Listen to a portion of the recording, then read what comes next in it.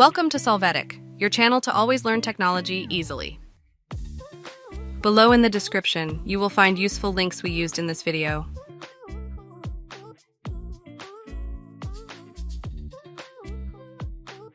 Today in Solvetic, we will see how to use Read Aloud Outlook Enable-Disable. Open your Outlook app. There, from the File menu, click on Options. Then you will go to the Accessibility section. Here in the Application Display Options field, confirm that the box, Show Read Aloud, is enabled. You can apply the changes and close the window. Now in any email, right-click so you can use the option Read Aloud.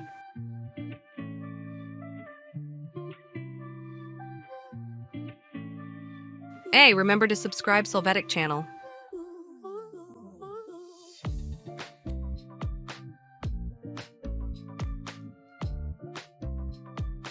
We hope it has been helpful for you.